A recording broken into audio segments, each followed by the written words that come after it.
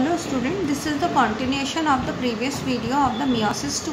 Okay, so in the meiosis 2 I explained you what happened in the prophase 1 and then in the metaphase, what happens in the prophase 2 and in the metaphase 2 as well as anaphase 2 and the telophase 2. Now what we have to write for these stages? अब हमको क्या लिखना है बेटा simply? तो हम लोगों ने meiosis 2 का prophase 2 हम लोग लिख चुके थे बेटा. Now we have to write down the metaphase 2.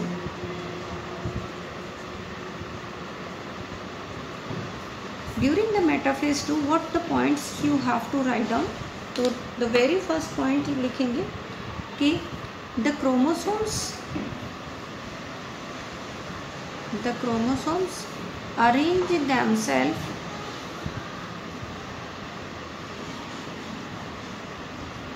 on equator. आप इक्वेटर कह लो या इक्वेटोरियल प्लेट कह लो, यू कैन से एनीथिंग कि they can arrange themselves on the equatorial plate. And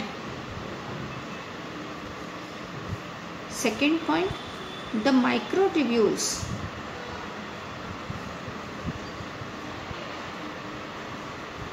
microtubules from opposite end.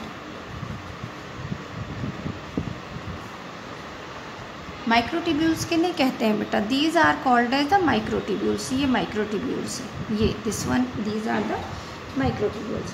तो microtubules from the opposite end of the spindle get attached to the centromere of the chromosome. Chromosome के कहाँ arrange हो जाते हैं बेटा, कहाँ attach हो जाते हैं? सेंट्रोमियर पर अटैच हो जाते हैं. ओके, तो जिससे कि ये अपने आप को कहाँ अटैच कर लेते हैं? इक्वेटोरियल प्लेट पर अटैच कर लेते हैं. तो get attach to the centromere of the chromosome. Okay, अब सेंट्रोमियर के भी हम सिंपली कहें कि काइनेटोकोर के साथ अटैच होते हैं. Next stage we are coming on to the anaphase 2.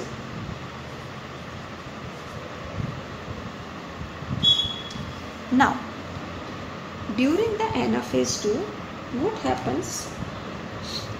The centromere split. Centromere split मतलब ब्रेक हो जाता है. तो centromere split from each chromosome. ठीक है, each chromosome किसे होल्ड कर रहा था? जैसे सपोज ये this is the one chromosome, this is the centromere holding the two sister chromatid. तो from each chromosome which are holding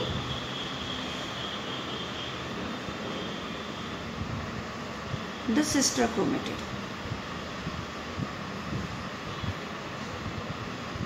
जो क्या होल्ड कर रहे हैं बेटा? सिस्टर क्रोमेटिड्स को होल्ड कर रहे हैं. ये यहाँ से स्प्लिट हो जाता है, ये स्प्लिट हो जाएगा. तो स्प्लिट हो जाएगा तो now there will be the two centromere and each centromere will contain only one arm of this sister chromatid and one arm of this sister chromatid. तो that is occur in the anaphase 2. Okay, and the chromosomes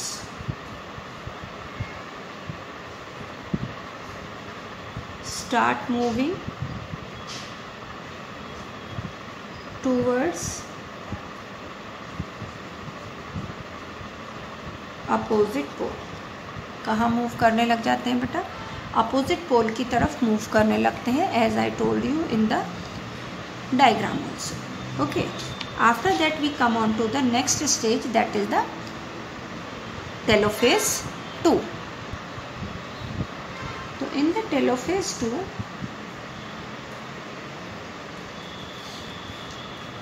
telophase 2 में क्या होता है बेटा? हम simply कह सकते हैं कि meiosis कंप्लीट हो जाती है. तो meiosis ends with telophase 2. Okay, now again the same thing. nuclear membrane,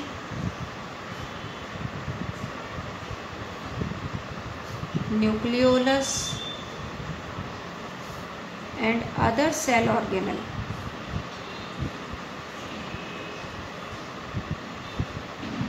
Appear. बाकी सब cell organelle, nuclear membrane, nucleolus जो डिसअपियर हो गए थे बेटा, वो वापस से अपीयर हो जाते हैं. And after cytokinesis 4 haploid daughter cells, 4 haploid daughter cells.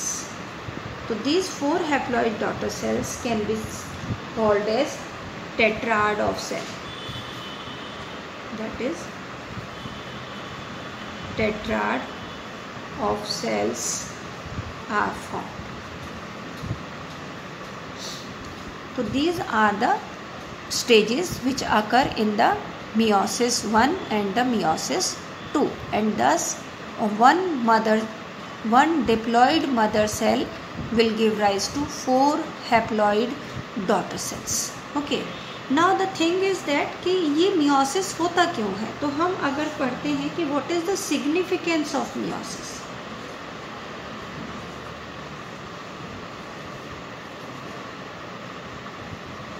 कि why meiosis is necessary. meiosis की ज़रूरत क्या है. माइटोसिस था बेटा सेल डिवीज़न करने के लिए, तो meiosis की क्या ज़रूरत है बेटा. तो सिंपली क्या है कि इन द सेक्सुअल रिप्रोडक्शन, हमें पता है कि सेक्सुअल रिप्रोडक्शन में 2 parents of opposite sex are involve and that also involve the fusion of gamete. तो सिंपली मैं एक फ्लो चार्ट बनाती हूँ बेटा इसको एक्सप्लेन करने के लिए कि in the sexual reproduction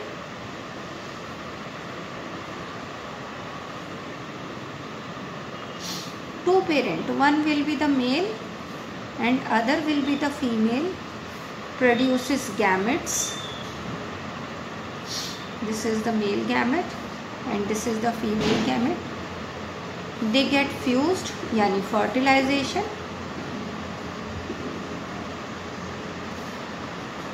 to form a zygote. तो बेटा to maintain the chromosome number from generation after generation, यानी generation after generation chromosome number को कांस्टेंट रखने के लिए meiosis is necessary during the gamete formation. तो जब गैमेट फॉर्मेशन होना होता है उस टाइम में meiosis is very necessary for maintaining the number of chromosomes. हम एक कंडीशन देखते हैं कि अगर सपोज मियोसिस नहीं हुआ, तो अगर मियोसिस नहीं हुआ तो ये मेल गैमेट, हम ह्यूमन बीइंग का ही एग्जांपल लेके चल सकते हैं. Male gamete contain 46 number of chromosome. अगर मैंने आपको क्या कह रही हूँ, अगर मियोसिस नहीं होते हैं तो दोनों गैमेट्स में 46 क्रोमोसोम हो जाएंगे, और वो अगर फ्यूज़ होंगे तो they will form the 92 chromosomes, यानी इंडिविजुअल में पेरेंट्स से डबल क्रोमोसोम्स हो जाएंगे, because sexual reproduction involve the fusion of the 2 cells, that is called as the gametes. तो क्रोमोसोम नंबर को मेंटेन रखने के लिए कि इधर भी मेल के पास 46 हैं, फीमेल के पास 46 हैं, जब मियोसिस होगा तो गैमेट्स में 23 आएंगे, and then when these both of them get fused, दोनों जब फ्यूज़ हो रहे हैं तो ultimately offspring will also having the 46 number of chromosome. तो इसको हम डिस्कार्ड करते हैं क्योंकि माइटोसिस होगा तो क्रोमोसोम नंबर बहुत ज़्यादा इंक्रीज हो जाएंगे और फिर कंप्लीट स्पीशीज़ ही चेंज हो जाएगी. तो इसलिए meiosis is necessary for the maintenance of the chromosome number generation after generation. तो फर्स्ट पॉइंट हम क्या लिख सकते हैं बेटा, for the maintenance of chromosome number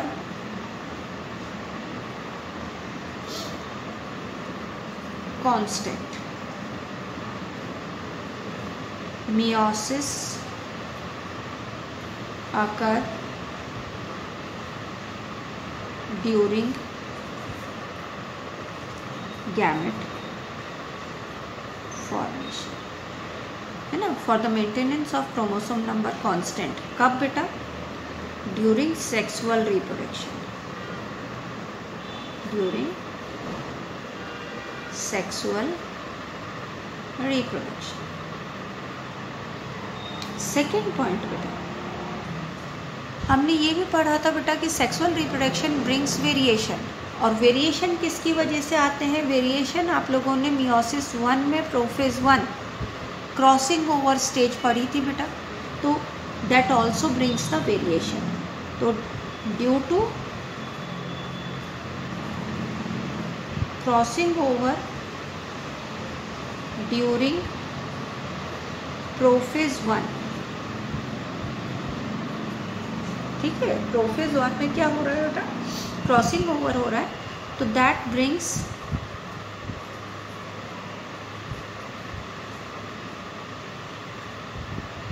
variation. वो क्या लेके आते हैं बेटा? वेरिएशंस लेके आते हैं, यानी जेनेटिक वेरिएबिलिटी इंक्रीज होती है, and this variation are important process for the evolution. So this variation are important for evolution. So this is the significance, these are the significance of the meiosis, and that's why meiosis occur. अब एक चीज़ आपको बिल्कुल completely अपने mind में ध्यान में रखनी है कि meiosis केवल जर्मिनल एपिथेलियम में होती है, that is only in the gonid cells, okay? इसके अलावा पूरी बॉडी यानी कि सोमेटिक सेल्स के अंदर माइटोसिस होती है, और मियोसिस केवल जर्मिनल सेल्स में होती है। तो what we have to keep in mind that meiosis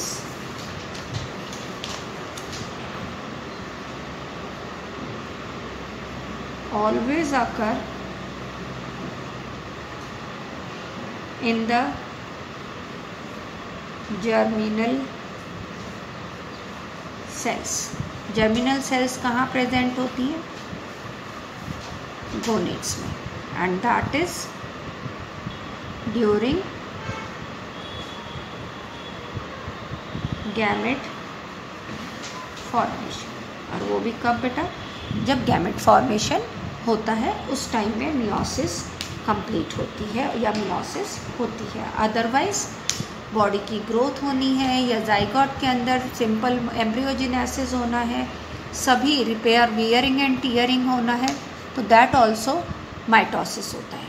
and again one thing you have to keep in mind, the haploid, those organism which are haploid, they form the gametes by mitosis only. ये चीज़ आपको याद रखनी है, जितने भी diploid organism हैं वो माइटोसिस नहीं करते हैं गैमेट फॉर्मेशन के दौरान, यानी डिप्लॉइड ऑर्गेनिज्म हरदम मियोसिस करेंगे during the time of gamete formation, लेकिन haploid organism even during the gamete formation the mitosis takes place. Example हम लोग ले सकते हैं, मेल हनी बी जिसे ड्रोन कहते हैं, वो हैप्लॉइड होता है, और वो जब स्पर्म बनाता है तो उसके अंदर माइटोसिस होती है, मियोसिस नहीं होती। क्यों? क्योंकि वो ऑलरेडी हैप्लॉइड होता है, तो उसके और क्रोमोसोम्स नंबर हाफ नहीं हो सकते। ओके, तो this is all about the cell division as well as the cell cycle. Thank you.